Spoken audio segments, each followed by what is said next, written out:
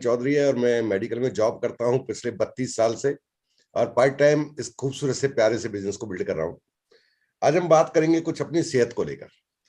ठीक है, ऐसा कुछ नहीं बताने वाला जो आप नहीं जानते हैं, बस उसको थोड़ा रिफ्रेश करने की जरूरत है।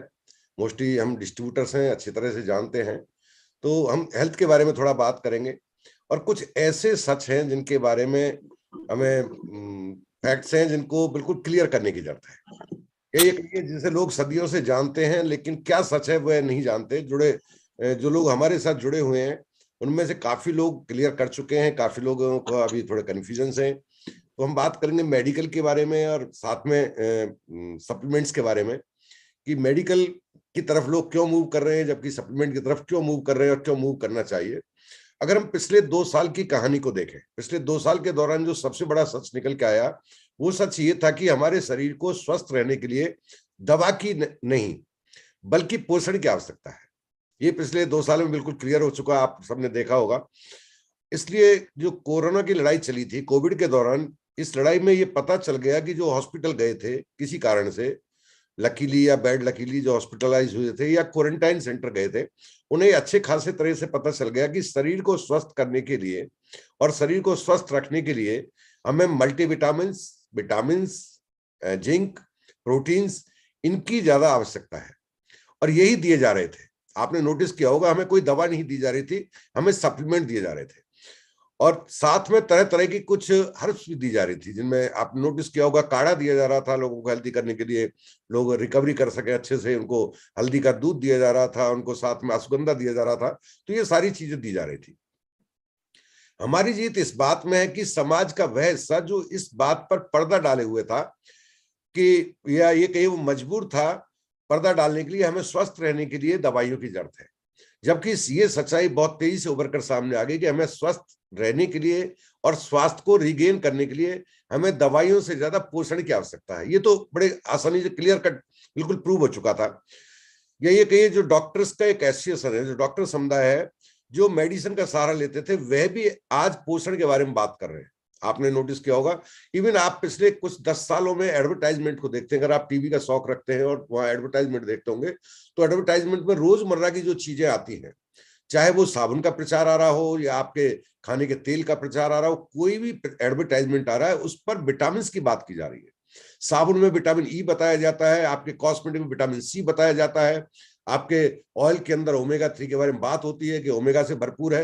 एडवर्टाइजमेंट भी आज की तारीख में पोषण से, इसका मतलब है समाज पिछले 10 साल में बहुत तेजी से जागरूक होता जा रहा है और वो इंपॉर्टेंस समझते जा रहे हैं न्यूट्रिशन की। न्यूट्रिशन की क्या इंपॉर्टेंस है। जो कोविड के दौरान जो दी जा रही थी, जो सप्लीमेंट आपको दिए जा रहे थे, उनका एक ही पर्पस था कि आपकी इम्यूनिटी को बिल्ड करना। हमें ये अच्छे से समझ में आ गया कि यदि हमें हेल्दी रहना है तो हमारी इम्यूनिटी अच्छी होनी चाहिए और इम्यूनिटी को अच्छा करने के लिए अच्छी क्वालिटी के पोषण की आवश्यकता है। पोषण की जो आवश्यकता है वो भी बहुत उच्च गुणवत्ता का हो, चाहे वो प्रोटीन हो तो ऐसा हो जो बहुत हाई क्वालिटी का हो, बिल्कुल नेचुरल फॉर्मेट में हो, आपका ग्रेन से लिया गया हो। पिछले 2 साल में हमने बहुत सारे विश्लेषण भी देखने को मिले हमें, एनालिसिस, बहुत सारी रिपोर्ट्स, डाटा आपने देखे होंगे।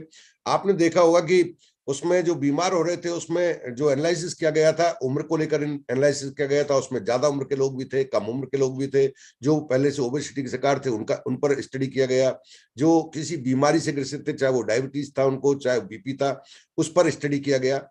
और उस पूरे एनालिसिस में देखा कि अलग अलग तरह के हर एज ग्रुप में हर तरह की बीमारी से ग्रसित लोगों ने अपनी जान तक गंवा दी। इवन जो चौंकाने वाला डाटा आया था जब दूसरी लहर आई थी, उसमें तो ये चौंकाने वाला डाटा था कि 30+ के लोग भी इस दुनिया से जा चुके थे, जबकि उनकी उम्र ऐसी नहीं थी कि उन्हें दुनिया से चले जाना चाहिए था। तो ये जो देख रहे हैं हम समाज में, हम क्या देख रहे हैं कि समाज बहुत तेजी से जागरूक हो रहा है, लेकिन उन्हें सही जानकारी नहीं मिल पा रही और वो भाग रहा है आज एलोपैथी की तरफ अननोइंगली। एलोपैथी में मैं बुराई नहीं करता, मैं खुद नौकरी करता हूं, मैंने 32 साल इसी में सेवाएं मेरी हो गई है देते हुए और अभी भी नौकरी कर रहा हूं।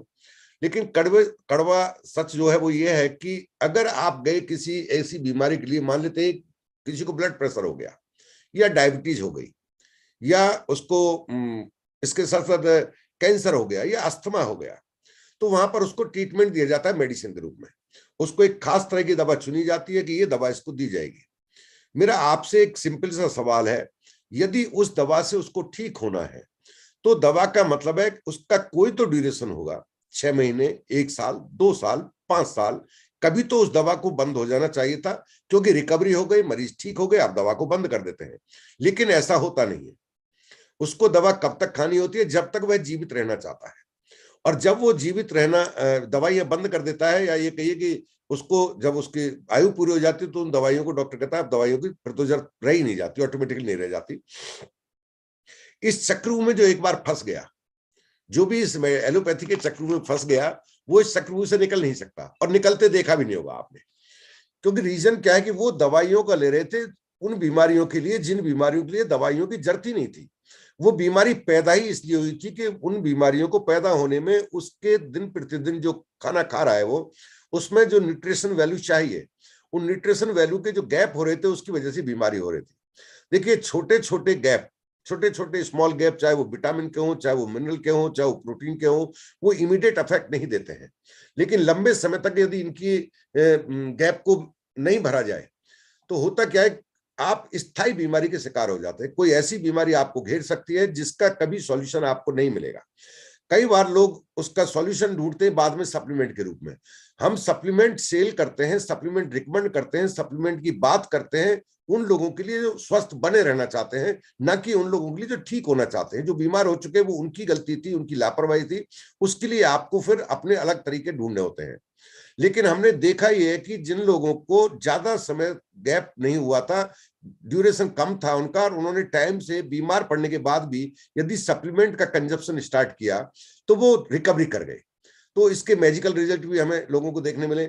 इसका मतलब है अब हमें जानकारी बढ़ाने की जरूरत है, जागरूक रहने की जरूरत है। हमारा शरीर ये तो तय है कि अच्छे पोषण से चलता है। आपका काम यह जानना है कि अच्छी क्वालिटी का प्राकृतिक पोषण कहां से मिल सकता है। क्योंकि जब हम जानते हैं कि अच्छे फल, ताजा सब्जी, अच्छा अनाज, ये सब हम खाएं तो हम स्वस्थ रह सकते हैं, ये सैकड़ों सालों से बताया जाता है हमें। लेकिन ये पुराना सिलेबस हो चुका है, ये सिलेबस अब नहीं काम करेगा। अभी नया सिलेबस आपको जानने की जरूरत। तो नया सिलेबस क्या कहता है? आज ताजा सब्जियां ताजा नहीं रही। जो सब्जी आप तक आती हैं वो एक लंबे सफर के ड्यूरेशन के दौरान आती हैं। उनके ऊपर उन सब्जियों को बनाए रखने के लिए बहुत सारे पेस्टिसाइड इस्तेमाल किए जाते हैं, बहुत सारे केमिकल्स उनके ऊपर स्प्रे किए जाते हैं ताकि वो ताजा दिख सकें। जो फल आप तक आता है वो कई बार तो वो ट्रेवल सप्ताहों करता है, कई बार वो महीनों तक का ट्रेवल करता है, तब आपके हाथ में आता है, तो उसका वो ताजापन नहीं रहता। जो हम सुनते आए थे कि ताजा फल सब्जियां खाएंगे तो आप हमेशा निरोगी रह सकते हैं। और 1970 में जो गेहूं हम इस्तेमाल करते थे उसके अंदर ही एक मैं स्टैटिस्टिक्स बता रहा हूं और ये गूगल पर सर्च कर सकते हैं। 1970 के दशक में जो गेहूं हम इस्तेमाल करते थे, हम खाने के लिए अनाज इस्तेमाल करते थे, आज की तुलना में उसमें 6 गुना पोषक तत्व ज्यादा थे। आज 1/6 उसका न्यूट्रिशन वैल्यू रह गया। गेहूं के अंदर आपको जो मिलता है, प्रोटीन मिलता है, आपको कार्बोहाइड्रेट मिलता है, सारे न्यूट्रिशन वैल्यू जो थे वो 1/6 रह गए, यानी कि छठा हिस्सा उसका रह गया।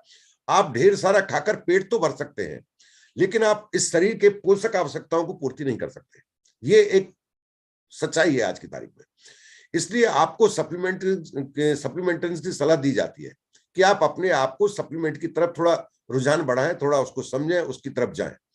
और मैं अपनी तरफ से हमेशा एमबे के न्यूट्रालाइट के सप्लीमेंट को रिकमेंड करता हूं, क्योंकि मैं एमबे बिजनेस के में इन्वॉल्व हूं।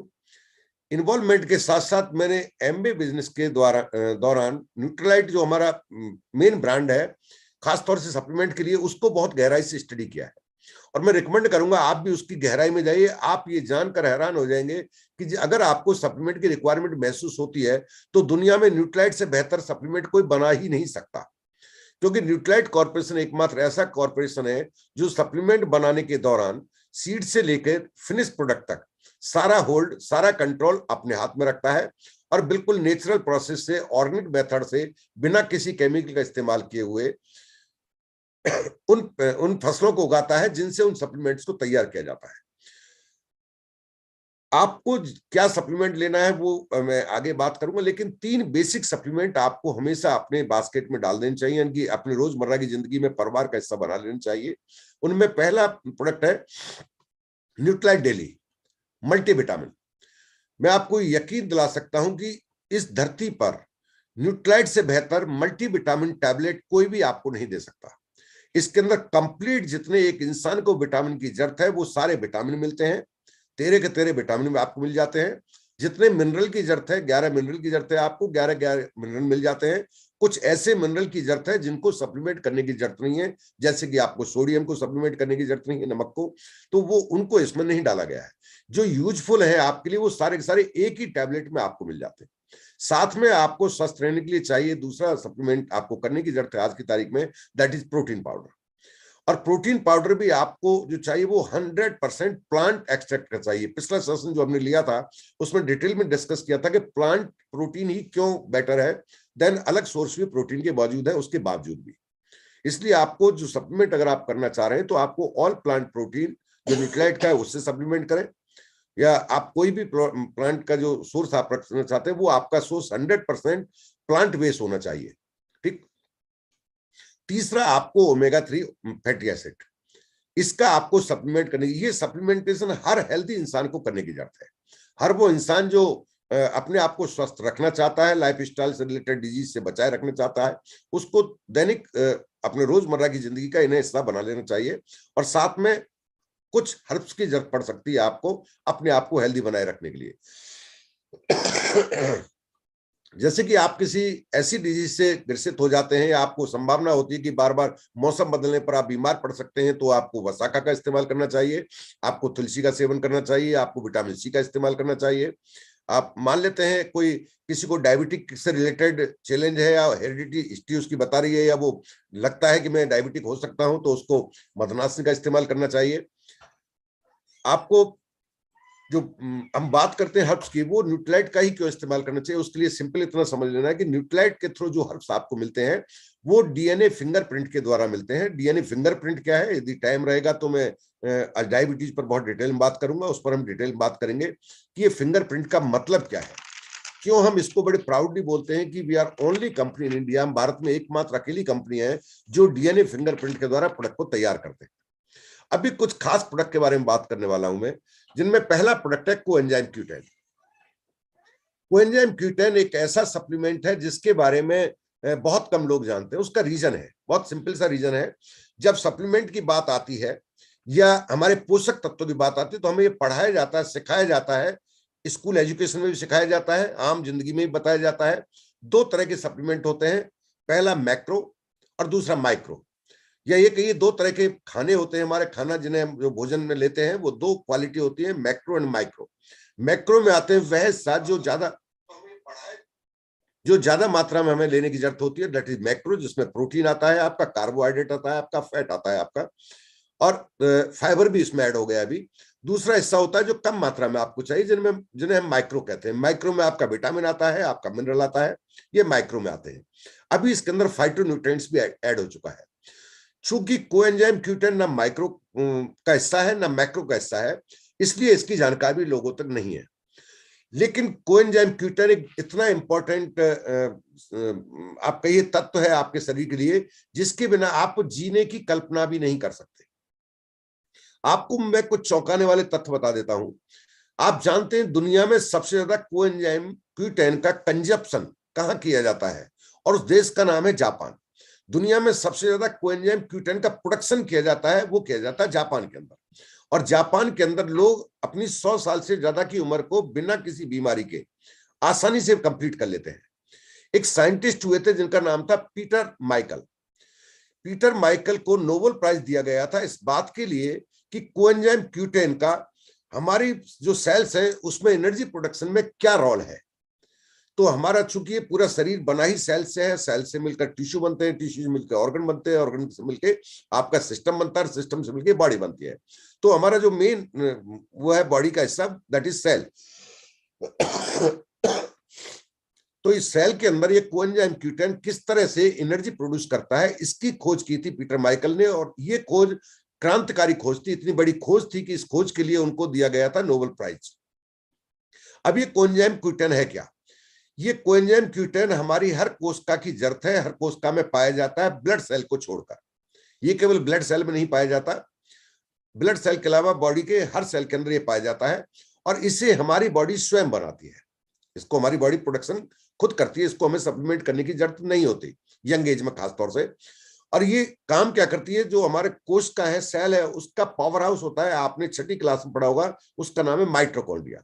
माइटोकॉन्ड्रिया क्या है? एक पावर हाउस है, एक जनरेटर है हमारी हर सेल के अंदर, जो एनर्जी को प्रोड्यूस करता है। ठीक, उसको स्टार्ट अगर हो जाए तो वो एनर्जी देता है, और इस एनर्जी से हमारा शरीर चलता है। अभी मैं आपसे बात कर रहा हूं तो एनर्जी कंज्यूम हो रही है। इवन हम हंसते हैं, मुस्कुराते हैं, आंखें ऊपर नीचे करते हैं, बॉडी का कोई मूवमेंट करते हैं, तो हमें जरूरत होती है एनर्जी की।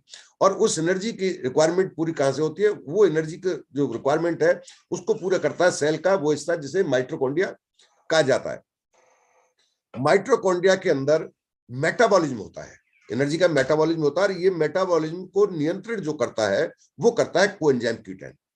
ठीक, जिन ऑर्गन को ज्यादा एनर्जी चाहिए वहां इसका इंपॉर्टेंस बढ़ जाता है। हमारे शरीर के कुछ ऐसे हिस्से हैं जिनको ज्यादा एनर्जी की जरूरत है, कुछ ऐसे जिनको कम एनर्जी से काम चल जाता है। तो जहां एनर्जी ज्यादा जरूरत है वहां इसका इंपॉर्टेंस बढ़ जाता है, जैसे कि liver, pancreas, kidney and heart.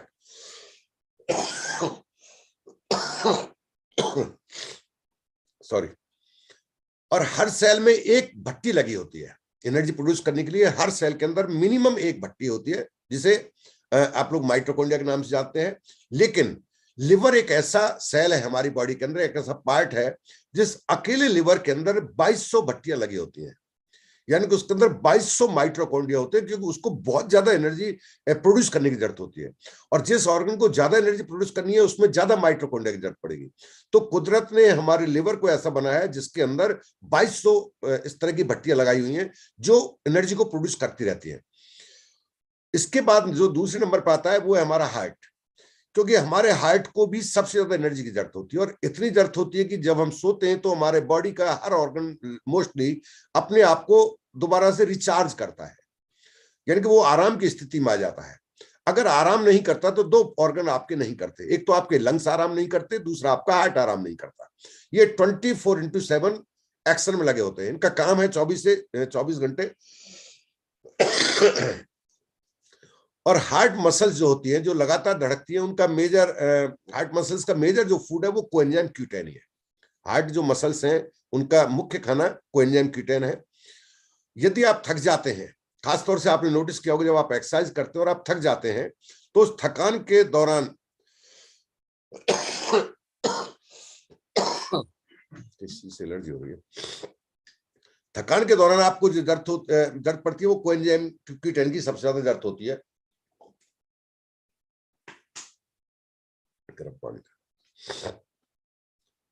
Body की इम्यूनिटी को ऑप्टिमम लेवल पर रखने में महत्वपूर्ण रोल अदा करता है आपका कोएंजाइम Q10। कोविड के दौरान कोएंजाइम Q10 की बहुत डिस्कशन आम लोगों तक पहुंच गया था, लोगों को सुनने को मिला था कोएंजाइम Q10 के बारे में, लोग सप्लीमेंट कर रहे थे डॉक्टर्स, तो ये नाम लोगों तक पहुंचा है, क्योंकि ये इम्यूनिटी को ऑप्टिमम लेवल पर मैनेज करता है, अप करता है, ये सारे काम इसकी जरूरत है, और एक जबरदस्त एंटीऑक्सीडेंट का काम करता है आपका कोएंजाइम Q10।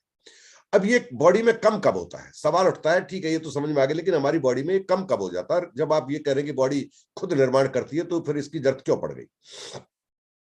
यंग एज में इसका प्रोडक्शन सबसे ज्यादा होता है। जब आप यंग होते हैं तो इसका प्रोडक्शन मैक्सिमम लेवल पर होता है, लेकिन बढ़ती उम्र के साथ साथ बॉडी में कोएंजाइम Q10 का प्रोडक्शन लेवल गिरने लगता है, कम होने लगता है। खासतौर से 40 साल से ऊपर की उम्र के लिए ये इंपॉर्टेंट फैक्टर बन जाता है, इंपॉर्टेंट तत्व बन जाता है कोएंजाइम Q10। यदि कोएंजाइम Q10 का लेवल तेजी से गिरने लगता है बॉडी के अंदर, तो आप तेजी से बूढ़े होने लगेंगे। आपको जवान बनाए रखने के लिए, खासतौर से आपकी सेल्स को एनर्जी नहीं मिलेगी तो सेल्स बूढ़ी हो जाएंगी, और सेल्स बूढ़ी होने लगेंगी तो आपके ऊपर वो बुढ़ापा दिखने लगेगा। तो आप अपने आप को यदि हमेशा यंग, आपने देखा होगा यंग एज में इस तरह की सप्लीमेंट्स की उसको जरूरत भी नहीं पड़ती है, यदि वो खास बीमारी से ग्रसित नहीं हुआ है बीच में। तो अगर हम मेडिकल कंडीशन से गुजर रहे हैं, ठीक है, वो कंडीशन को कोई सी भी हो, उससे फर्क नहीं पड़ता है, तो हमारे कोएंजाइम Q10 की रिक्वायरमेंट बढ़ जाती है। आप मेडिकेशन पर लंबे टाइम से, कोई ऐसी डिजीज से ग्रसित है जिसे लाइफ स्टाइल कैटेगरी में रखा जाए, और लंबे टाइम से आप कोई मेडिसिन ले रहे हैं, तो आपकी रिक्वायरमेंट बढ़ जाती है कोएंजाइम Q10 की। ये कोएंजाइम Q10 करता क्या है? ये आपको खासतौर से हार्ट को फेल होने से बचाता है। जब हार्ट एक तरह कहते हैं ना हार्ट अटैक हो गया, दो तरह से हार्ट अटैक होंगे। एक ऐसा होता है जिसमें उसे टाइम मिल जाता है हॉस्पिटल ले जाने के लिए, बट एक ऐसा हार्ट अटैक देखा होगा जिसे हम लोग एक लाइन बोल के शांत हो जाते हैं जी, साइलेंट हार्ट अटैक था। साइलेंट वाइलेंट कुछ होता नहीं है हार्ट अटैक, ठीक है ना। साइलेंट का मतलब है आपको मौका ही नहीं मिला, आपको पता ही नहीं चला कि कब हार्ट अटैक हो गया। अचानक से जब बॉडी के हार्ट मसल्स की रिक्वायरमेंट बढ़ जाती है और वो मसल सपोर्ट नहीं कर पाती, तो ऐसी स्थिति में हार्ट काम करना बंद कर दी, जिसे कहते हैं हार्ट कोलैप्स हो गया। ठीक, उस स्थिति से बचाने में इसका बहुत बड़ा रोल है, क्योंकि हार्ट के अंदर आपकी जो मसल्स उनके अंदर अगर एनर्जी प्रोड्यूस करने की क्षमता बाकी है, उसके अंदर कोएंजाइम Q10 का लेवल अच्छा खासा है, तो एनर्जी आवश्यकता पड़ने पर रिक्वायरमेंट जैसे बढ़ेगी तो वो अपने एक्शन में आ जाएगा, तो वहां पर इसका रोल बढ़ जाता है। और कोरोनरी आर्टरी डिजीज के इलाज में आपने खासतौर देखा होगा, जब भी किसी को कोरोनरी आर्टरी डिजीज का मतलब है कोलेस्ट्रॉल बढ़ गया, ब्लॉकेज हो गया, तो उसको कोएंजाइम Q10 के द्वारा सप्लीमेंट किया जाता है। एलोपैथी में भी आज की तारीख में सप्लीमेंटेशन किया जाता है। एक मेडिसिन चलती है जिनको खासतौर से कोलेस्ट्रॉल बढ़ रहा होता है। वैसे आज की नई गाइडलाइन के हिसाब से हर 40 साल से ऊपर का इंसान यदि डॉक्टर के पास बीपी या हार्ट से रिलेटेड डिजीज की शिकायत लेकर जाता है, तो उसको न्यू गाइडलाइन के अनुसार मैंडेटरी किया गया है कि उसको एक स्टेटिन, आपने नाम सुना, स्टेटिन का मतलब है, मैं एलोपैथी में बताऊं तो आप कंफ्यूज हो सकते हैं, जिसमें बोला जाता है कि ये दवा आपके कोलेस्ट्रॉल लेवल कम करेगी, वो स्टेटिन होते हैं। और ये स्टेटिन अगर आप ले रहे हैं तो इसका साइड इफेक्ट है उस मेडिसिन का कि आपकी बॉडी के कोएंजाइम Q10 के प्रोडक्शन लेवल की लाइन को सेंटर में से कट कर देता है। यानी कि आप जो भी खाते हैं उसमें से बहुत सारी चीजें हमारा बॉडी बना रहा होता है, लेकिन उसमें से कोएंजाइम Q10 जहां बन रहा होता है जस्ट पहले उस प्रोसेस को कट कर देता है, जिसकी वजह से कोएंजाइम Q10 की रिक्वायरमेंट तो बनी रहती है, लेकिन उसके प्रोडक्शन बिल्कुल जीरो हो जाता है। अब आप सोच रहे हैं ऐसा करता क्यों है, मेडिकल साइंस को ऐसा नहीं करना चाहिए। तरीका ये है, मेडिकल साइंस का एक सिंपल तरीका है, जिस ऑर्गन को अगर बीमार हो गया तो उस ऑर्गन को रेस्ट में डाल दो, उसको आराम की स्थिति में डाल दो, उसकी रिक्वायरमेंट को कम कर दो, उसकी जरूरत को कम कर दो। अब ऐसा किसी भी डिजीज में हो, चाहे पैर में चोट लगी है जी आराम कर लीजिए, कमर में दर्द है आराम कर लीजिए, आपको गले में बार बार खांसी आती है जी कम बोलिए, आप आराम कर लीजिए, उस ऑर्गन को रेस्टिंग फेस में डाला जाता है। लेकिन हार्ट के साथ ऐसा नहीं किया जा सकता। हार्ट को कैसे रेस्टिंग फेस में डाल सकते हैं, तो उसके किया जाता है, उसकी मसल्स की स्पीड को घटा दिया जाता है ताकि उसको कम काम करना पड़े, और उस कम काम करने के लिए उसको एनर्जी कम कर देते हैं। कहते हैं ना ब्लड प्रेशर ज्यादा हो रहा है तो उसको क्या किया, वो आर्टरी चौड़ी हो गई, आपकी आर्टरी वार्टरी कभी चौड़ी नहीं होती है, ब्लड की सप्लाई को घटा दिया जाता है, एक तरह से पीछे से टोटी को स्लो कर दिया, अब प्रेशर कम हो गया। तो वही काम करते हैं, वहां पर कोएंजाइम Q10 की सप्लीमेंटेशन की आपको जरूरत है, क्योंकि उस प्रोसेस के दौरान जो रुक गया था जो बॉडी के अंदर प्रोडक्शन, उस प्रोडक्शन को रिप्लेस करने की जरूरत होगी आपको थ्रू सप्लीमेंटेशन। अब आपकी बॉडी में इसका इंपॉर्टेंस सबसे ज्यादा कब बढ़ जाता है, खासतौर से कुछ सिचुएशन है जिनमें आपको इसकी रिक्वायरमेंट को बढ़ा देना चाहिए, बॉडी को नॉर्मल डोज है नहीं, उससे भी ज्यादा आपको डोज को कर देना चाहिए। अगर आप स्टेटिन का यूज कर रहे हैं तो आपको कोएंजाइम Q10 अपनी जिंदगी का हिस्सा बना लेना है। अगर आप वेट लॉस करना चाहते हैं, आप कोई वेट लॉस का प्रोसेस से गुजर रहे हैं, आप कोई सप्लीमेंट ले रहे हैं, आप वेट लॉस में इंटरेस्टेड है, तो आपको कोएंजाइम Q10 लेने की जरूरत है। कारण उसका यह है कि कोएंजाइम Q10 आपकी बॉडी के मेटाबॉलिज्म लेवल को इंक्रीज करता है, और जब मेटाबॉलिज्म आपका बढ़ेगा तो ही आपका वेट कम होगा, अदरवाइज आपका वेट कम नहीं होगा। ब्रेस्ट कैंसर के दौरान अगर कोई किसी को संभावना है या कोई ब्रेस्ट कैंसर का मरीज है या उससे रिकवर कर चुका है, तो उसको कोएंजाइम Q10 की जरूरत है, क्योंकि कारण क्या है कि कोएंजाइम Q10 ब्रेस्ट कैंसर के ट्यूमर के साइज को डिक्रीज करता है। और एक बात मैं आपको बिल्कुल क्लियर बोल देता हूं, मैं जो आपसे बात कर रहा हूं उसके मेरे पास फैक्ट्स होते हैं, क्योंकि मैं जानता हूं, मैं लाइव हूं और ये स्टोरेज रहेगा बाद में यूट्यूब पर, इसलिए आप निश्चिंत होकर बेधड़क होकर इन चीजों को एक्सेप्ट कर सकते हैं। ट्यूमर के साइज को रिड्यूस करने की पावर रखता है आपका कोएंजाइम Q10। और कोरोनरी आर्टरी डिजीज की आप कोई भी मेडिसिन ले रहे हैं या आप उससे ग्रसित हैं, तो आपको कोएंजाइम Q10 की जरूरत है। लंग संबंधी, सांस संबंधी बीमारियों में, खासतौर से अस्थमा में, ये परफॉर्मेंस को बढ़ा देता है, उस ऑर्गन की परफॉर्मेंस को बढ़ा देता है, इसलिए वहां इसकी सप्लीमेंटेशन जरूरत है। हाई बीपी में ये वरदान साबित हो सकता है। और मैं आपको बता दूं, कोएंजाइम Q10 की यदि आप प्रॉपर डोज ले रहे हैं तो हो सकता है हाई ब्लड प्रेशर की जो मेडिसिन आप ले रहे हैं वो एक दिन उस मेडिसिन से आपको छुटकारा मिल जाए, ये पावर है इसके अंदर। लेकिन शर्त एक ही है कि इसकी डोज आपको कंप्लीट लेनी होगी।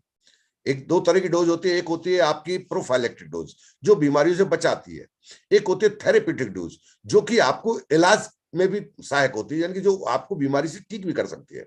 तो वो डोज अलग अलग है, वो आप अपने अपलाइन जो भी हैं उनके साथ बैठकर उसको फाइनल कीजिए। अगर आप हाई बीपी की मेडिसिन ले रहे हैं तो आपको ये बहुत मददगार साबित होगा।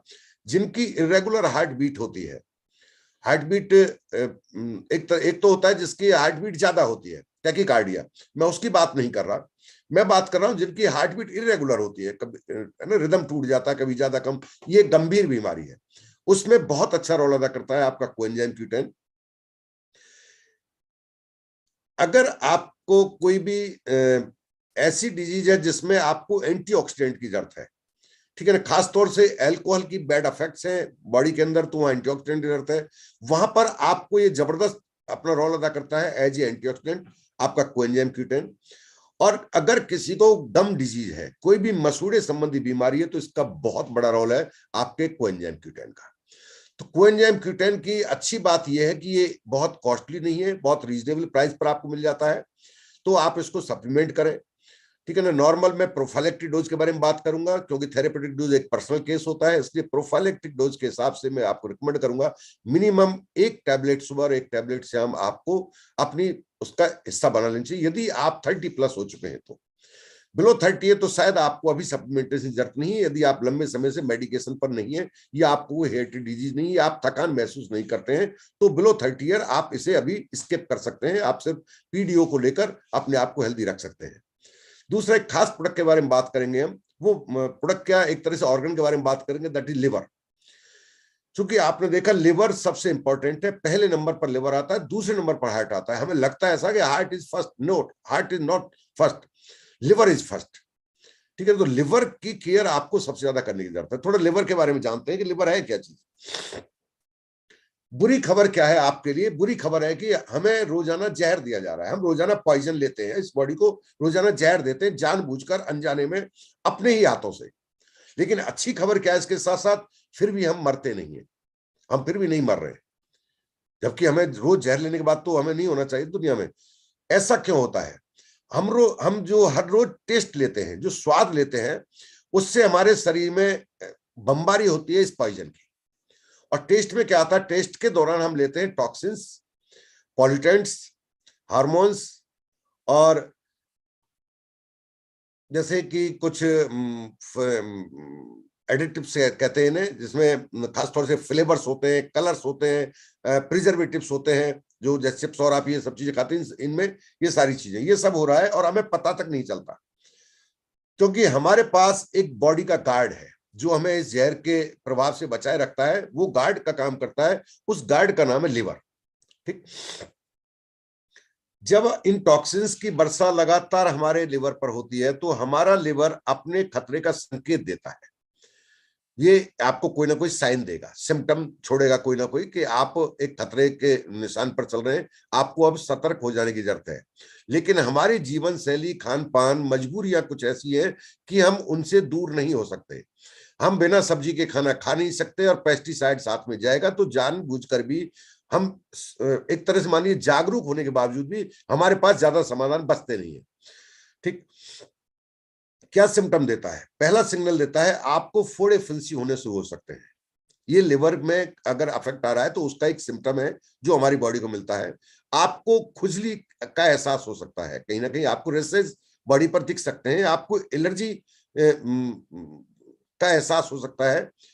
आप रिपीटेड इन्फेक्शन से बार बार बीमार पड़, यानी कि बार बार बीमार हो सकते हैं आप, ठीक हो जाते हैं फिर बीमार हो जाते हैं। एक नॉर्मली आप जैसे कोई एक साल में कई बार होता है, लोग 4-4 बार बीमार पड़ जाते हैं, वो रिपीटेड इन्फेक्शन है। पेट दर्द की शिकायत आपको हो सकती है, आपको गैस की शिकायत हो सकती है, हाइपर एसिडिटी की शिकायत हो सकती है, आपको इंडाइजेशन की शिकायत हो सकती है, आपको कॉन्स्टिपेशन की शिकायत हो सकती है। ये सारे के सारे लक्षण हैं जो लिवर आपको इंडिकेट कर रहा है कि मेरे ऊपर थोड़ा ध्यान दीजिए, मैं आप पर ध्यान दे रहा हूं, मैंने ध्यान देना बंद कर दिया तो आप किसी लायक नहीं बचेंगे, ठीक। आज की तारीख में 60% पॉल्यूशन जिम्मेदार है इस लिवर को डैमेज करने के लिए। आज सैकड़ों तरह के कार्सिजेंस हमारे शरीर में अलग अलग तरीके से जा रहे हैं, है ना, उनके जो तरीके हैं वो बहुत तरीके से, कार्सिजेंस का मतलब है वो चीजें जो हमारी बॉडी में कैंसर के लिए रेस्पॉन्सिबल होती है वो जा रहे हैं।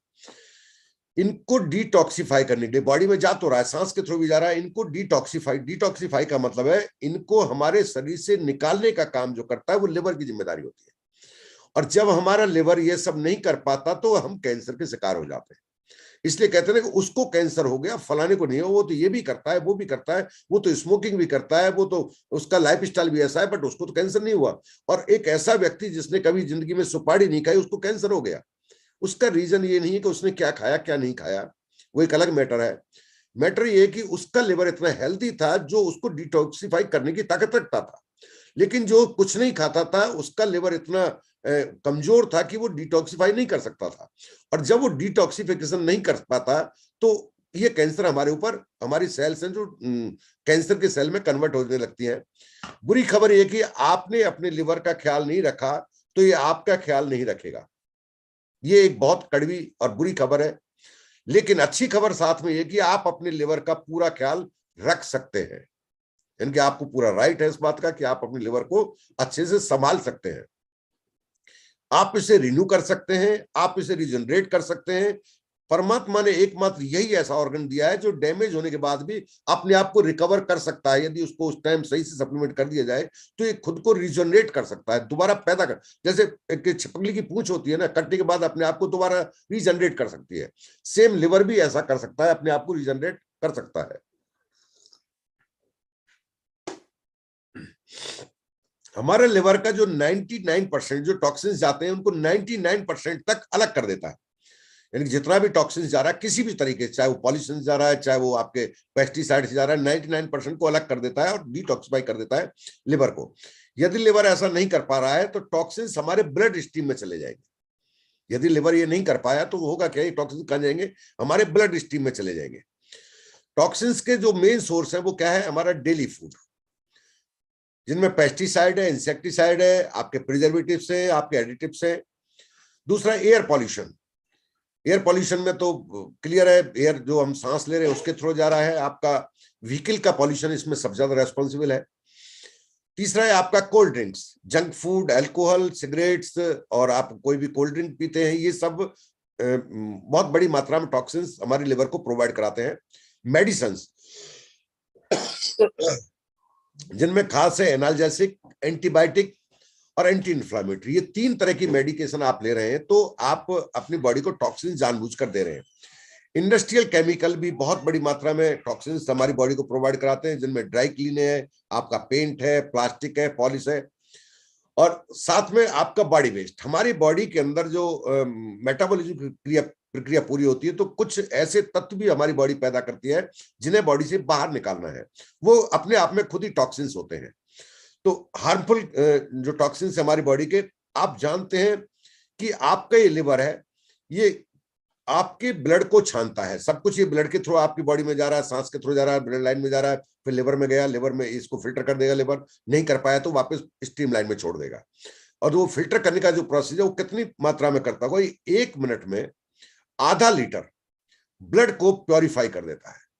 इतना पावरफुल परमात्मा ने इसको बनाया कि 1 मिनट के अंदर आधा लीटर ब्लड को जो बॉडी का दौड़ रहा है उसको 99% डिटॉक्सिफाई कर देता है।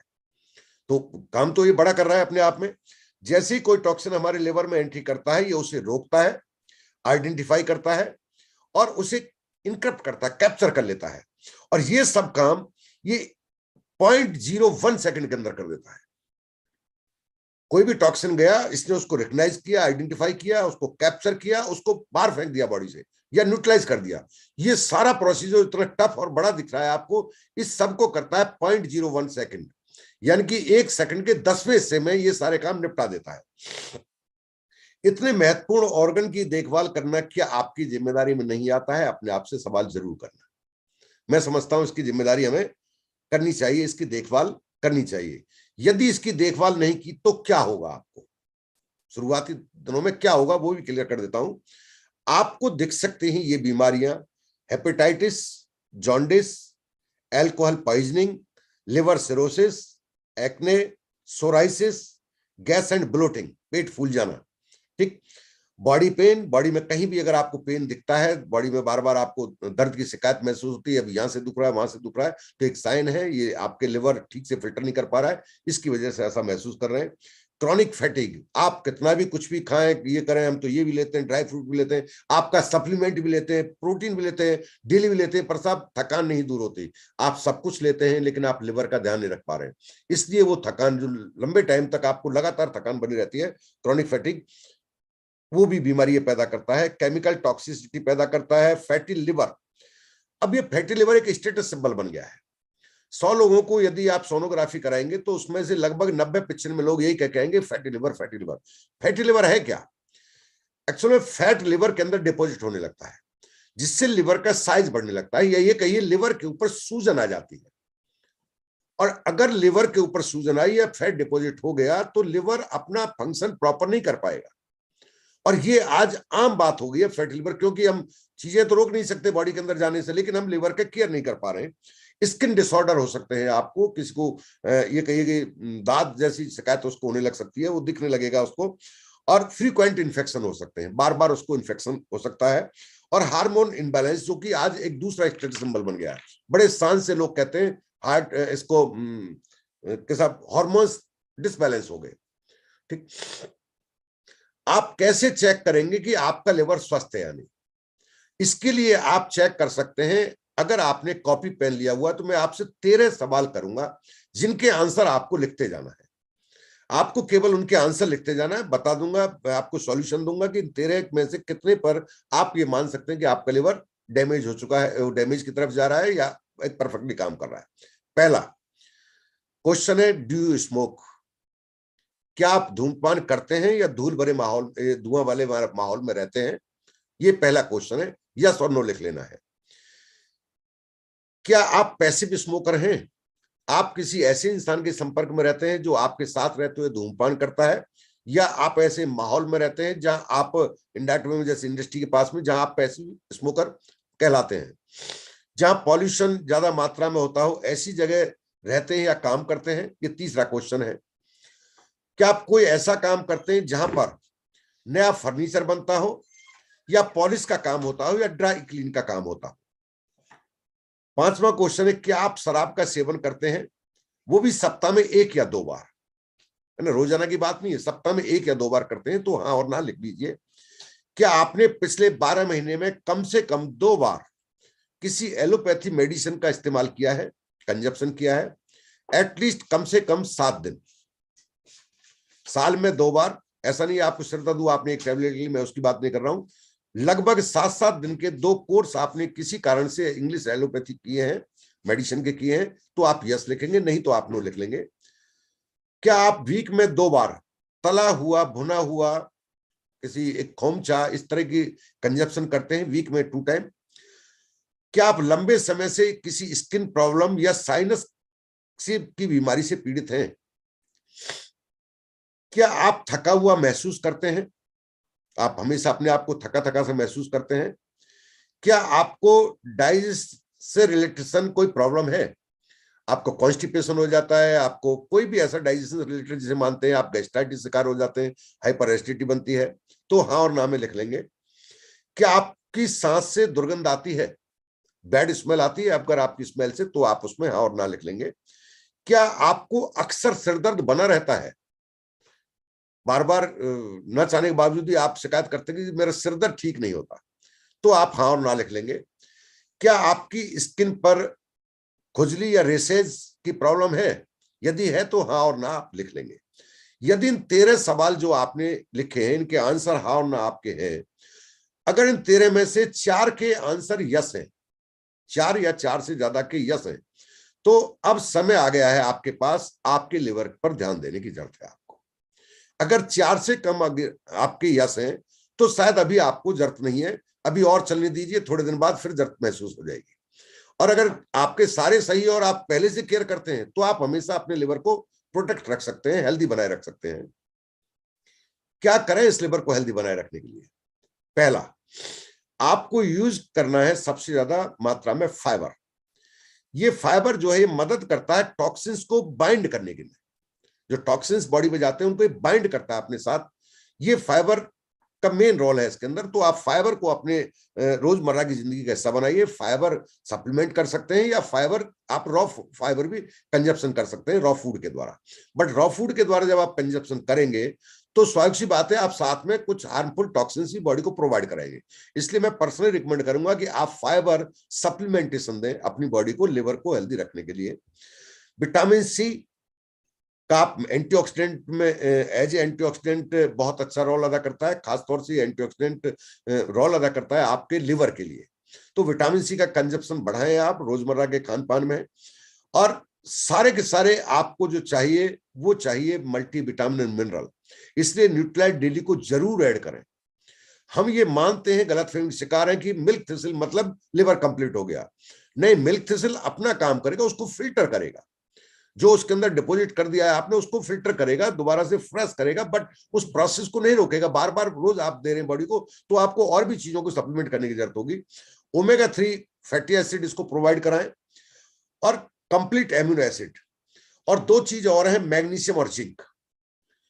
और ये सारी चीजें, इनमें से ज्यादातर चीजें आपको मिल जाती है न्यूट्रीलाइट डेली के थ्रू। और साथ में दें आप मिल्क थिसिल प्लस। ये मिल्क थिसिल प्लस क्या है? मिल्क थिसिल प्लस का मतलब है इसमें 3 चीजों का कॉम्बिनेशन है। पहला डेंडिलियम जो कि रूट है, दूसरा टर्मरिक, टर्मरिक जो हल्दी आप जानते हैं, और इसके अंदर है ऑल विटामिन बी। जो मिल्क थिसिल है इसके अंदर विटामिन बी का कॉम्बिनेशन कंप्लीट आपको प्रोवाइड कराया गया है।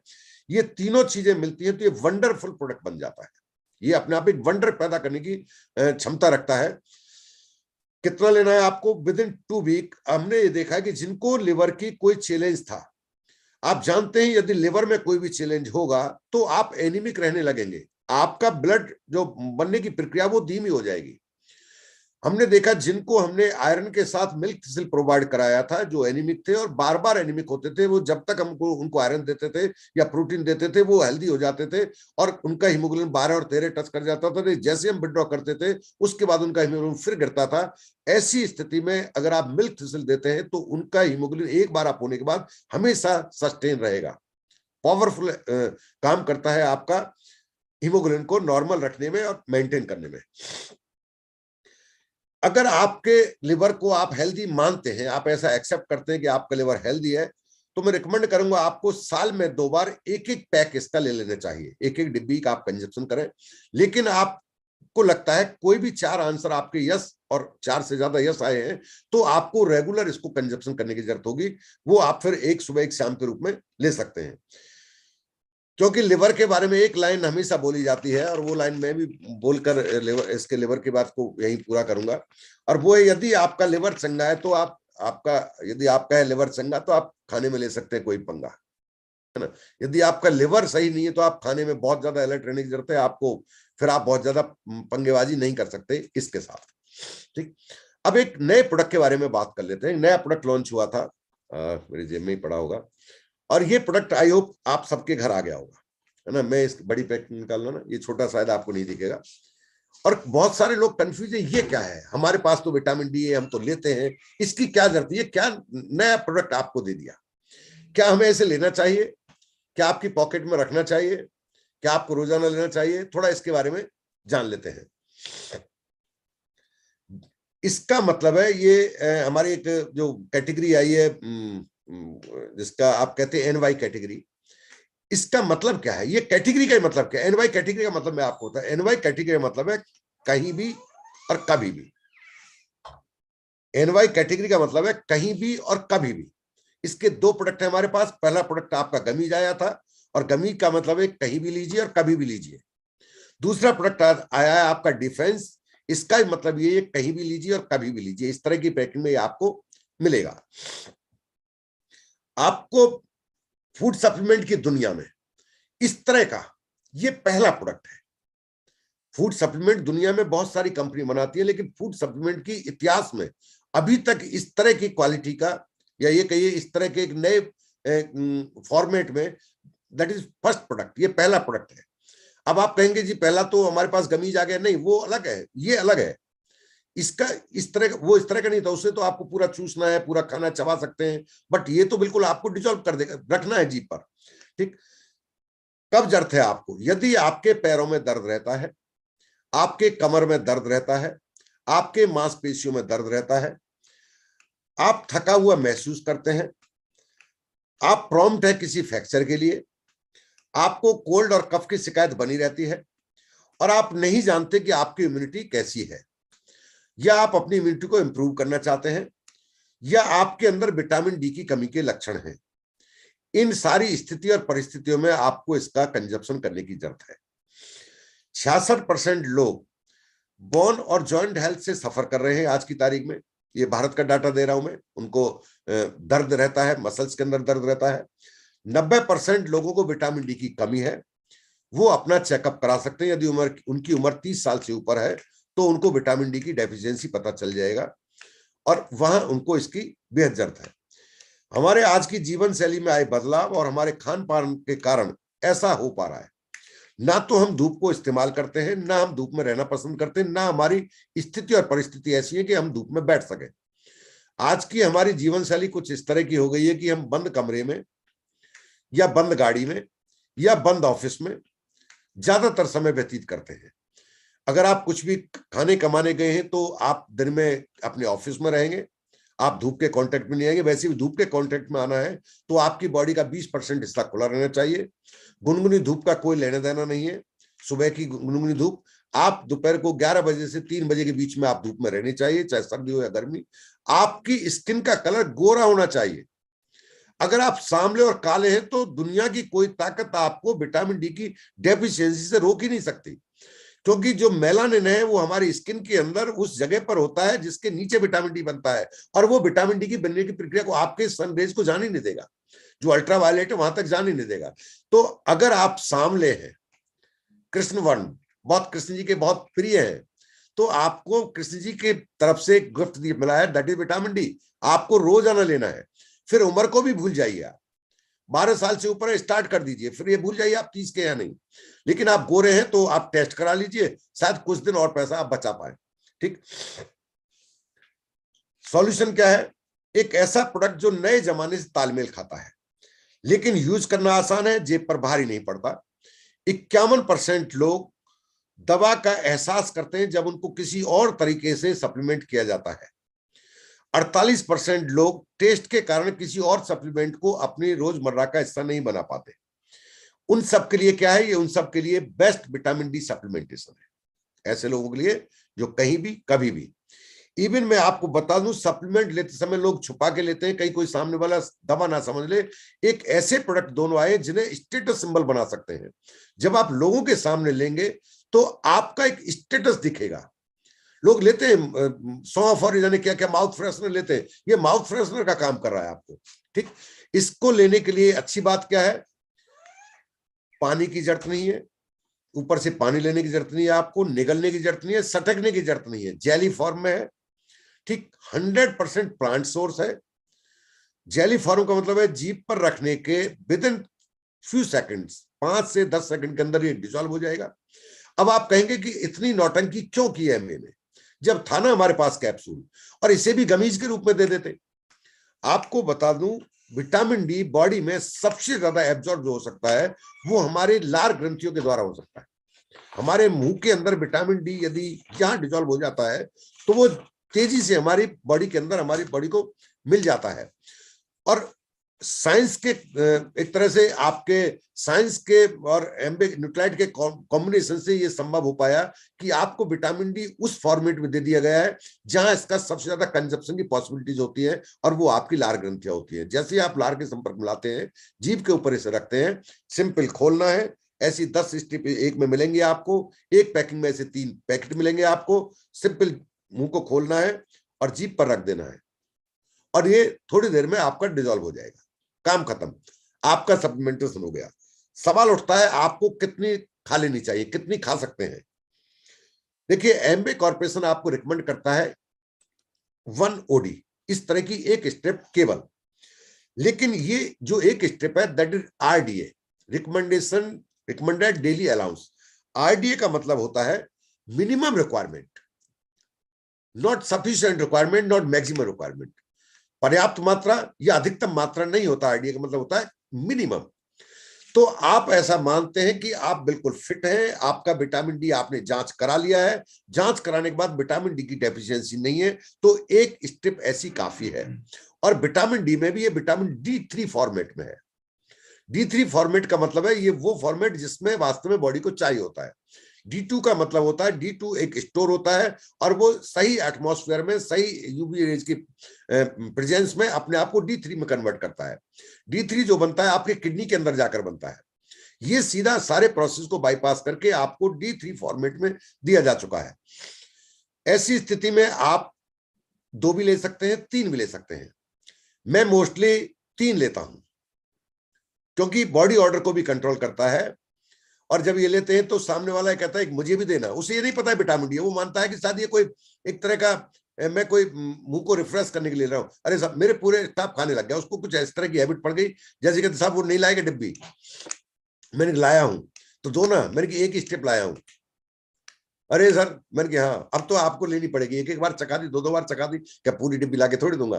तो लोग इसके आसानी से यूजर बनते जा रहे हैं। अभी ये जो एक स्टेप में आपको विटामिन D3 मिलता है, यदि आप इसको एक बहुत ही पॉपुलर सोर्स से लेना चाहें, वो पॉपुलर सोर्स है एग का योग, है ना, पीला वाला हिस्सा, उससे भी विटामिन 3 मिलता है। मोस्टली देखा यह गया है कि विटामिन D3 के जितने भी सोर्स हैं वो हमारी रोजमर्रा की जिंदगी का हिस्सा नहीं बने। ऐसी स्थिति में हमें विटामिन D3 की डेफिशिएंसी थोड़ी ज्यादा होती है। आप अंडे का पीला वाला भाग खाते हैं तो आपकी बॉडी को विटामिन D3 मिल सकता है। अगर आप एक स्ट्रिप के बराबर विटामिन D3 चाहते हैं तो आपको सिर्फ 13 अंडे खाने की जरूरत होगी। तो 13 अंडे की जो कीमत है वो और एक स्ट्रिप की कीमत है वो आप अनुमान लगा लीजिए। एक स्ट्रिप की कीमत सिर्फ 10 रुपए है। 10 रुपए ना कह के रुपल्ली कहूं तो ज्यादा ठीक है, क्योंकि आज की तारीख में 10 से छोटा सिक्का तो बच्चा भी हाथ से नहीं लेता। इस 10 रुपए में 13 अंडे खरीद लोगे आप, अंडे की जर्दी नहीं देगा दुकानदार आपको, और वहां पर आपको दुनिया का सबसे बेहतरीन क्वालिटी का सप्लीमेंट मिल रहा है। इसके अंदर कोई आर्टिफिशियल कलर नहीं है, कोई इसके अंदर आर्टिफिशियल प्रिजर्वेटिव नहीं है, कोई इसके अंदर फ्लेवर नहीं है, ठीक है ना। आप अगर आपकी जो पैकिंग है मिनिमम 1.5 साल तक उसको घर में संभाल के रख सकते हैं। जो पैकिंग आपको मिलती है लंबा ड्यूरेशन है इसका, ठीक। और 12 साल से ज्यादा उम्र का कोई भी इंसान इसको ले सकता है ना, कमाल का प्रोडक्ट। तो आप इस बात के लिए अपने आप को सेलिब्रेट कर सकते हैं, अपने आप को थैंकफुल मान सकते हैं कि एमबे कॉर्पोरेशन ऐसी ऐसी चीजें आपको मुहैया करा रहा है जिन चीजों के बारे में आप आज कल्पना भी नहीं कर सकते थे आज से पहले। वो चीजें आपको नए अवतार में नई तरीके से और बेहतरीन क्वालिटी आप तक पहुंच पा रही है। तो ये नए प्रोडक्ट के बारे में थोड़ी बात हो गया। बात करते हैं एक ऐसी बीमारी जो बीमारी कम और समस्या ज्यादा है, दैट इज डायबिटीज। जिसे देखो भाई, तो कुछ सवाल है डायबिटीज से जुड़े हुए, आपके मन में भी होंगे, मेरे मन में भी होंगे। अच्छा रहे अगर हम उनको क्लियर करके चले। प्रोडक्ट तो 2 मिनट में बता दूंगा मैं आपको। पहला सवाल है डायबिटीज क्या है, ये आपके दिमाग में होगा।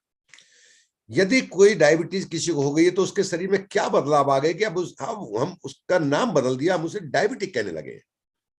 दूसरा क्वेश्चन आता है, अगर किसी को डायबिटीज, ऐसा क्या हो गया उसके शरीर में कि अब उसे डायबिटिक कहते हैं हम लोग। कुछ सवाल है जो हर एक के दिमाग में आते हैं। हमारे शरीर में शुगर आता कहां से है, ये बॉडी को जाता कहां से है, और ये बॉडी में कहां जाता है, फिर बॉडी में कहां से गया और बॉडी में कहां गया। फिर क्या ये शरीर के लिए अच्छा है या बुरा है, शुगर हमारी बॉडी के लिए अच्छा है या बुरा है, क्या हमारे शरीर को इसकी जरूरत है। और बड़े साधारण से सवाल है, लेकिन हमने कभी इनके आंसर ढूंढे ही नहीं है, हम ढूंढते ही नहीं है, ठीक। हमारे शरीर को स्वस्थ रहने के लिए क्या चाहिए, 13 विटामिन, 11 मिनरल, थोड़े थोड़े, है ना, बहुत ज्यादा नहीं, थोड़े थोड़े। हमें चाहिए प्रोटीन ज्यादा मात्रा में, और वो भी गुड क्वालिटी का, all plant protein good quality का। हमें चाहिए ओमेगा 3 फैटी एसिड हेल्दी रहने के लिए, हमें चाहिए फाइबर, और हमें चाहिए कार्बोहाइड्रेट, ठीक है, मैक्रो का पार्ट है कार्बोहाइड्रेट। आज हम बात करेंगे सिर्फ कार्बोहाइड्रेट के बारे में। ये हमारा जो कंप्लीट फूड है उसमें सिर्फ कार्बोहाइड्रेट के बारे में बात करेंगे, क्योंकि जो हमारा खाना है, जो क्वांटिटी होती है उसमें 80 से 90% खाना हमारा कार्बोहाइड्रेट ही होता है। जो भी हम खाते हैं उसका टोटल जो वेट होता है, उस वेट का 80 to 90% क्या होता है, कार्बोहाइड्रेट।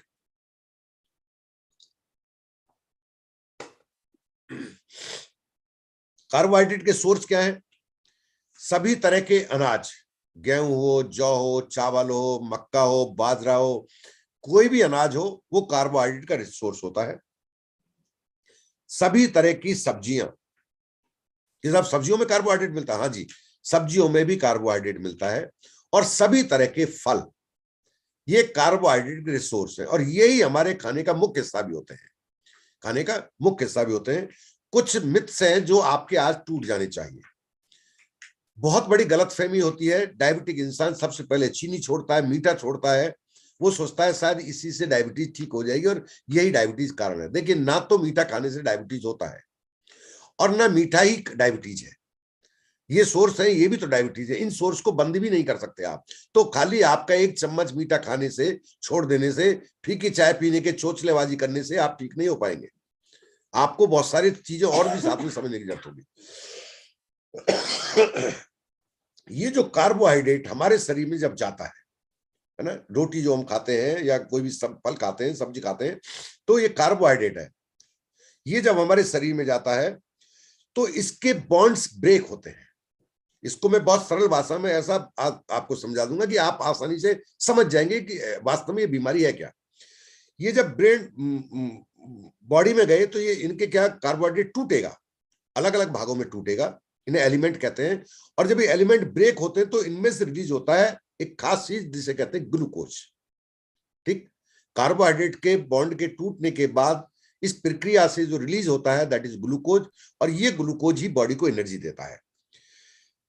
आज इंडिया में 6 से 7 करोड़ लोग ऐसे हैं जिनके जीवन में शुगर एक मीठा शब्द होने के बावजूद भी कड़वाहट से भरा हुआ है ना। अब ये मीठा नहीं रह गया, शुगर जो, शुगर का मतलब मीठा होता है, ये उनकी जिंदगी में मीठा नहीं रह गया, ये सब उनके लिए कड़वा हो चुका है। ठीक, ये शुगर जब लोगों के जीवन में कड़वार घोल रहा है तो ऐसा हो क्यों रहा है, जब ये ग्लूकोज रिलीज हुआ, बॉडी के अंदर रिलीज हुआ, तो हमारे ब्लड स्ट्रीम में गया।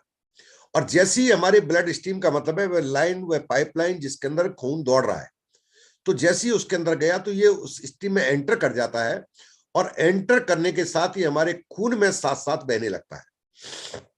दैट इज नॉर्मल प्रोसेस, ये कोई अजीब बात नहीं है, एक नॉर्मल प्रक्रिया है, इससे कोई खतरा भी नहीं है।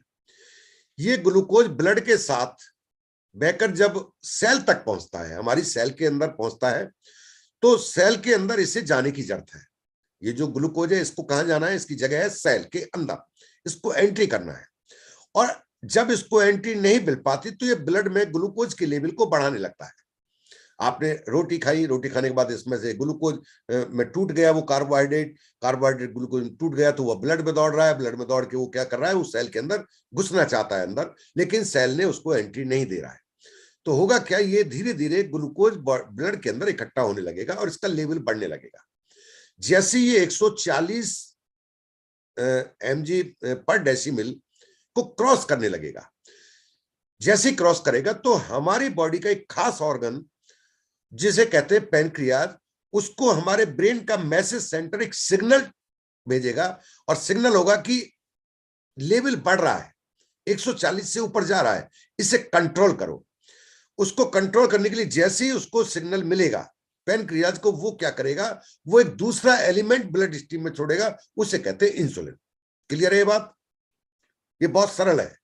कुछ भी खाया, ग्लूकोज बनाया, ब्लड के अंदर गया, ब्लड के अंदर गया, उसको सेल में जाने की जरूरत है, लेकिन सेल में वो अकेला नहीं जा सकता है, उसको ले जाने के लिए इंसुलिन की जरूरत होगी। इंसुलिन कब जब बॉडी में जाएगा, इसका सिग्नल मिलता है ब्रेन से, ब्रेन सिग्नल देता है कि 140 क्रॉस कर गया, ब्लड में चले जाओ। वो ब्लड में जाता है, और जाते ही इस ग्लूकोज के एलिमेंट के साथ जो, और साथ में आपका इंसुलिन, ये दोनों मिलकर उस सेल के अंदर घुस जाते हैं। इंसुलिन एक चाबी है जो उस ग्लूकोज को सेल के अंदर एंट्री करा देता है, जहां पर वो माइटोकॉन्ड्रिया के अंदर जाकर एनर्जी प्रोड्यूस करता है, और वो जलता है ऑक्सीजन के प्रेजेंट में। ब्लड में ऑक्सीजन भरपूर मात्रा में आपके में होता है। दैट इज सिंपल प्रोसेस, ठीक है ना, इसमें कोई रॉकेट साइंस नहीं है। अब अगर आपकी बॉडी में, तो इसका मतलब ये वहां एनर्जी इसने प्रोड्यूस की, तो इसका मतलब पहला सवाल अपने आप से करो, क्या ग्लूकोज अच्छा है या बुरा है? अच्छा है ना। अगर ये नहीं मिलेगा बॉडी को तो बॉडी में एनर्जी नहीं प्रोड्यूस होगी, एनर्जी नहीं प्रोड्यूस होगी तो फिर सारा मामला ही गड़बड़ हो जाएगा। तो ग्लूकोज अच्छा है, पहली बात तो ग्लूकोज बुरा नहीं है। बुरी डायबिटीज है, ग्लूकोज कभी बुरा नहीं होता। एक दूसरा सीन देखते हैं। आप एक्सरसाइज कर रहे हैं, आपकी मसल्स काम कर रही हैं, जब मसल्स काम करें तो उनको एनर्जी की डिमांड बढ़ गई। जब एनर्जी की डिमांड बढ़ गई, क्यों कहते हैं एक्सरसाइज, आपके 20 मिनट एक्सरसाइज करो आपके लिए अच्छे हेल्दी रहने के लिए। जैसे ही आपने एक्सरसाइज, एक स्थिति थी आपने खाना खाया तो जबरदस्ती बॉडी में ग्लूकोज मिल रहा है तो उस बॉडी को लेबल करना है तो इंसुलिन मैसेज सेंटर से इंसुलिन उसको ट्रिगर करने की गाइडलाइन मिल रही है और वो ट्रिगर कर रहा है। लेकिन वहां आप खाना नहीं खा रहे हैं, दूसरी स्थिति में आप एक्सरसाइज कर रहे हैं, आपने एक्सरसाइज की, आपकी मसल्स फंक्शन में काम कर रही हैं, उनको काम करते रहने की एनर्जी की रिक्वायरमेंट है। जैसे ही उनकी रिक्वायरमेंट है तो क्या होगा, बॉडी एनर्जी की डिमांड करेगी, एनर्जी की डिमांड करेगी तो एनर्जी मिलती है ग्लूकोज से। तो आपकी बॉडी में पहले से जो भी खाया है उसमें से ग्लूकोज बॉडी को निचोड़ना है, तो वहां पर ऐसी स्थिति में डिमांड होते ही आपकी बॉडी को फिर सिग्नल मिलता है और बॉडी इंसुलिन रिलीज करती है तो वो पहले से जो खाना है उसी में से बॉडी ग्लूकोज को कंजप्शन करके एनर्जी प्रोवाइड करा दी। सेकंड सीन है, दोनों ही नॉर्मल है, दोनों में कहीं कोई बुरी बात नहीं है, कोई भी ऐसी गलत बात नहीं है जिसमें कहीं हमें घबराने की जरूरत है। लेकिन अब हमारे शरीर में यदि प्रॉपर न्यूट्रिशन नहीं मिल रहे हैं तो हमारे शरीर के ऑर्गन है वो प्रॉपर फंक्शन में नहीं है। कोई भी ऑर्गन, सिर्फ लिवर की बात नहीं है, सिर्फ पैंक्रियाज की बात नहीं है, यदि प्रॉपर न्यूट्रिशन नहीं है तो हमारे शरीर के अलग अलग ऑर्गन डिसफंक्शन में आ जाते हैं। उनका फंक्शन प्रॉपर नहीं रहता, वो फंक्शनल नहीं रह पाते, उनका प्रोडक्शन कम होने लगता है। हर ऑर्गन किसी ना किसी चीज को प्रोड्यूस करता है, हर ग्लैंड किसी ना किसी खास हार्मोन को प्रोड्यूस करती है। ऐसे ही आपका जो पैनक्रियाज है वो प्रोड्यूस करता है इंसुलिन। चूंकि न्यूट्रिशन वैल्यू प्रॉपर बॉडी को नहीं मिल रही है जिससे कि आपका जो पैनक्रियाज है वो हेल्थी रह सके, ऐसे हालत में होगा क्या, उसका प्रोडक्शन प्रभावित होने लगेगा। और प्रभावित का मतलब है वो प्रोडक्शन को कम करना शुरू कर देगा। जैसे उसका प्रोडक्शन कम शुरू होगा तो स्थिति बड़ी एक विचित्र स्थिति पैदा होने लगेगी। इसको बहुत सरल भाषा में इसको भी समझते हैं। आपने खाना खाया, बॉडी में ग्लूकोज, बॉडी में आपका कार्बोहाइड्रेट गया, वो टूटा अलग अलग हिस्सों में, उनमें से एक चीज रिलीज हुई, that is glucose. Glucose release होते ही आपके 140 से लेवल के ऊपर क्रॉस किया। जैसे ही क्रॉस किया तो आपकी बॉडी के मैसेज सेंटर ने एक सिग्नल दिया कि बॉडी के अंदर ग्लूकोज का लेवल बढ़ रहा है, इसे कंट्रोल करो। तो तुरंत उसने वहां से रिलीज किया इंसुलिन, और इंसुलिन रिलीज करते ही वो बॉडी के सेल के अंदर चला गया और आपको एनर्जी मिल गई। ये कहानी अब तक थी। लेकिन अगर उसने फंक्शन कम किया, मान लेते हैं आपने जो खाना खाया उसमें से एक उदाहरण ले रहा हूं मैं गिनती के रूप में ताकि आप समझ सकें, 500 मॉलिक्यूल रिलीज हुए ग्लूकोज के, खाने में से बॉडी ने 500 मॉलिक्यूल रिलीज किए गिनती के लिए ग्लूकोज के। उन 500 मॉलिक्यूल को सेल में पहुंचाने के लिए 500 इंसुलिन के मॉलिक्यूल का होना जरूरी है। लेकिन चूंकि आपके हमारे पेनक्रियाज ने इंसुलिन बनाना कम कर दिया है, ऐसे हालात में रिक्वायरमेंट 500 की थी लेकिन उसकी क्षमता 50 मॉलिक्यूल रिलीज करने की थी, उसने 50 मॉलिक्यूल रिलीज किए, 500 ग्लूकोज के और 50 इंसुलिन के। अब 50 मॉलिक्यूल जो ग्लूकोज के वो बाइंड कर जाएंगे इंसुलिन के मॉलिक्यूल के साथ और वो ताला खोल देंगे, वो चाबी है, और 50 सेल के अंदर एनर्जी प्रोड्यूस होने लगेगी, उसके अंदर चले जाएंगे। ये बैकलॉग बचा 450 का। लेकिन पीछे से आपने जो खाना खाया वो डाइजेस्ट होता जा रहा है, वो ग्लूकोज पर ग्लूकोज रिलीज करता जा रहा है, वो उसका अपना काम है, वो अपना काम कर रहा है। आपकी बॉडी फिर ग्लूकोज, फिर 500 का एक सेकंड लॉट आया तो इंसुलिन आपके जो पैनक्रियाज उसने वही 50 रिलीज किए। तो 450 का बैकलॉग पहले चल रहा था, 450 का बैकलॉग और हो गया। फिर तीसरा लॉट आ रहा है, फिर 450 का बैकलॉग बन गया, फिर चौथा लॉट आ रहा है, फिर 5वां लॉट आ रहा है, ऐसे 10 लॉट आ गए। मान लेते हैं 5000 मॉलिक्यूल आपकी बॉडी में ग्लूकोज के गए। उन 5000 मॉलिक्यूल को सेल में पहुंचाने के लिए 5000 इंसुलिन मॉलिक्यूल की जरूरत थी, जिनकी संख्या सिर्फ 500 ही आपको मिल पाई। तो 450 मॉलिक्यूल ग्लूकोज के बचे रह गए। अब वो कहां जाएंगे, वो आपके ब्लड में दौड़ेंगे, आपके ब्लड में चक्कर लगाते रहेंगे।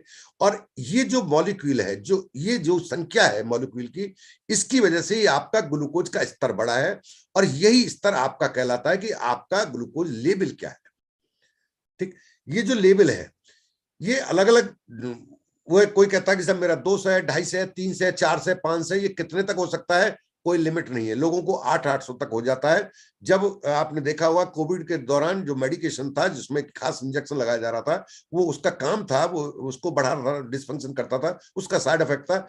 ऐसी स्थिति में 800 से 900 लोगों का स्तर जा रहा था। अब इसका समाधान क्या करें आप, क्या सॉल्यूशन है आपके पास? सॉल्यूशन बताने से पहले मैं आपको स्थिति बता देता हूं, अब ये होगा क्या। मोस्टली लोग लेते हैं, डॉक्टर के पास जाते हैं, जाना भी चाहिए, हमें बताया गया बीमार का मतलब डॉक्टर। और हमें अभी नई परिभाषा में ये भी सिखा दिया गया कि डॉक्टर भी कोई और नहीं, एलोपैथी वाला डॉक्टर। हम डॉक्टर साहब के पास गए, डॉक्टर साहब क्या करेंगे? क्या वो आपके इंसुलिन के जो आपका पेनक्रियाज है उसके इंसुलिन बढ़ने की प्रक्रिया को बढ़ा देंगे? क्या उनके पास ऐसी कोई मेडिसिन है जो उस पेनक्रियाज को दोबारा से एक हेल्दी पोजीशन में ला सके, जितने इंसुलिन की जरूरत है उतना वो प्रोवाइड करा सके? तो एक तो ये कि बाहर से इंसुलिन दे देंगे, एक ये कि वो ग्लूकोज बॉडी में जो बढ़ चुका है उसके लिए एक मेडिकेशन कर देंगे, आपको दवाइयां दे देंगे। जब दवाई आप लेंगे तो जो ब्लड में आ चुका है वो सेल में तो नहीं जाएगा। देखो ये तो डिसाइडेड है कि वो दवा लेने के बावजूद भी वो सेल के अंदर नहीं जाएगा। वो ग्लूकोज जो आपका बढ़ा हुआ है उस ग्लूकोज को वहां रीडिंग को कम करना है, और रीडिंग कम करना है तो उस ग्लूकोज को बॉडी में कहीं ना कहीं छुपा दिया जाएगा, या तो आपकी बॉडी से निकलेगा थ्रू यूरिन मेडिसिन के थ्रू, इसलिए आपने उसको निकाल पाने बॉडी जितनी निकाल पाई, बाकी नहीं निकाल पाई तो बॉडी के अंदर ही छुप जाएगा।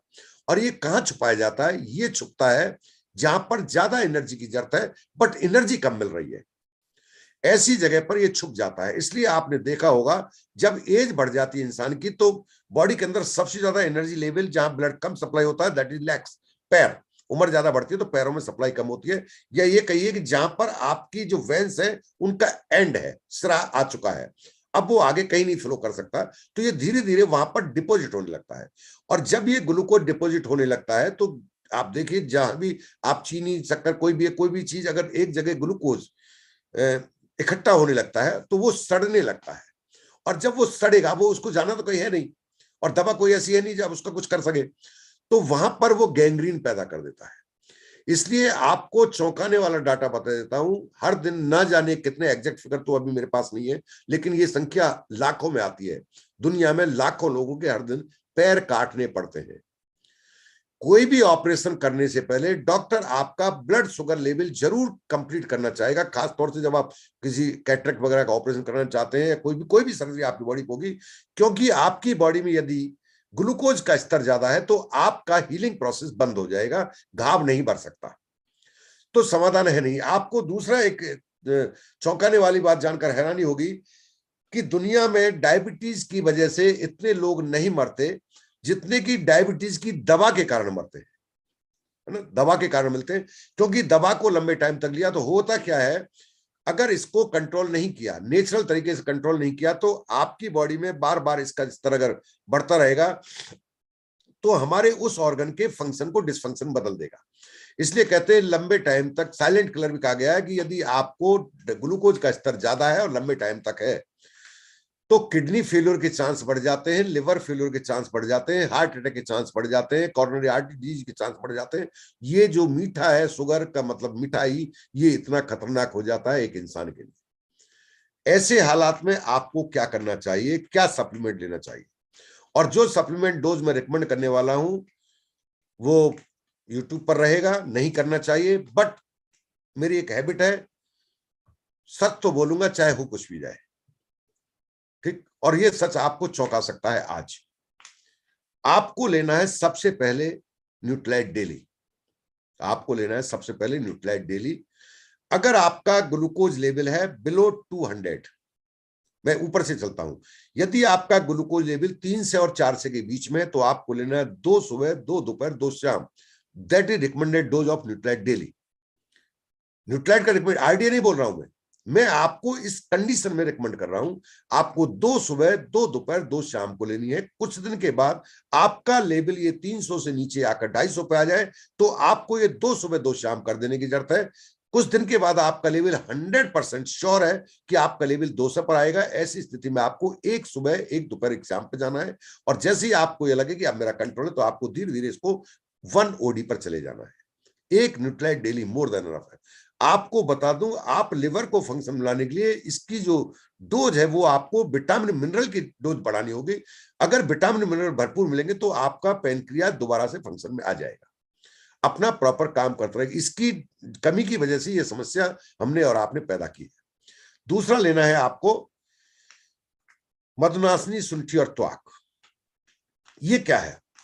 देखिए, मधुनासिनी एक पत्ता है ना, इसका प्राकृतिक गुण है ग्लूकोज को डिसअपियर कर देना। आप सिर्फ इसके अगर पत्ते भी खा लेंगे मधुनासिनी के और उसके बाद ग्लूकोज लेंगे तो ग्लूकोज आपको एहसास ही नहीं होगा, आपको उसके मीठेपन का ही एहसास नहीं होगा, फीका लगेगा आपको। तो ये प्राकृतिक गुण है, प्रकृति ने इसको दिया है। दूसरा है सौंठ, जिसे अदरक को सुखाकर जो सौंठ बनती है, ये एक जड़ है।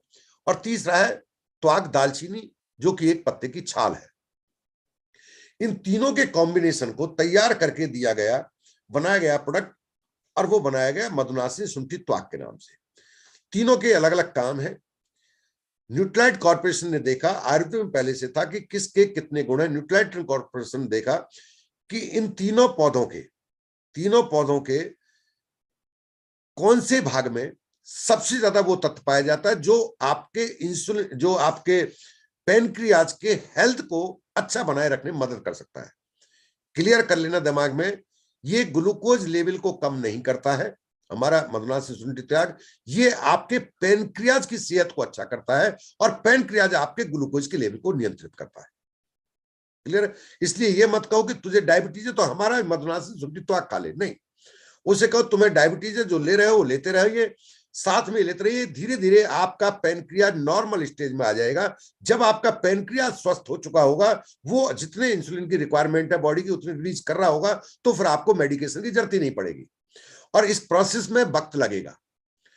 कुछ लोग तो कहते हैं तू 15 दिन हमारी खा के देख, और जब मुझे पता लगता है ऐसा करता है, इसका क्या करूं मैं आखिर। इसलिए लाइन जो बोल तो दी, लेकिन मैं कर क्या सकता हूं इसका। मैं तो कई बार ये बोल देता हूं, तू भैया माफ कर, लोगों को क्यों बर्बाद करने पे तुला हुआ है? क्या दवा दे रहे हो? क्या इंग्लिश मेडिसिन दे रहे हैं? हम नहीं दे रहे, हम उस ऑर्गन को ठीक कर रहे हैं ना। हम आपकी समस्या का स्थायी समाधान दे रहे हैं, हम टेम्परेरी कुछ भी नहीं कर रहे। ठीक। तो जो एमबे कॉर्पोरेशन ने किया, क्या किया कि हम जो प्रोडक्ट आपको देते हैं, कोई भी हर्ब्स का प्रोडक्ट है, उसके अंदर आप 3 पी देखते हैं। प्योर देते हैं, पोटेंट देते हैं, उसका पूरा पोटेंशियल देते हैं, और साथ में हम क्या करते हैं, उसका एक फिंगरप्रिंट डीएनए के द्वारा हम ये एश्योर करते हैं कि आपको प्योर फॉर्म में मिले, पोटेंशियल मिले। ये डीएनए फिंगरप्रिंट वास्तव में है क्या? देखिए, मैं एक चीज का नाम ले लेता हूं, मान लेते हैं सौंठ का नाम लेता हूं मैं। तीनों में से एक का एग्जाम्पल ले लेते हैं, सौंठ। सौंठ का मतलब अदरक। अदरक बहुत तरह की होती है, अलग अलग तरह की अदरक है, अलग अलग समय पर अलग अलग उनके अंदर जो गुण है, वो गुणों की मात्रा कम और ज्यादा होती रहती है। मान लेते हैं न्यूट्राइट कॉर्पोरेशन ने 100 तरह की अदरक के अलग अलग वैरायटी पर स्टडी किया और देखा कि वह तत्व जो इंसान के पैनक्रियाज को या ये कहीं वो हमें जो तत्व चाहिए वो मैक्सिमम मात्रा में अच्छी क्वालिटी का है, वो 100 में से किन्हीं 2 में मिला। कंपैरिजन किया, इन 2 में से बेहतर कौन सा है? वो एक खास स्पीशीज में मिल गया उनको कि भाई ये वाला जो अदरक हमने बोया था ये खास स्पीशीज है, इसमें है जो ये बेहतरीन है, सारे में नहीं, सभी में नहीं, सबसे बेहतरीन इसमें है।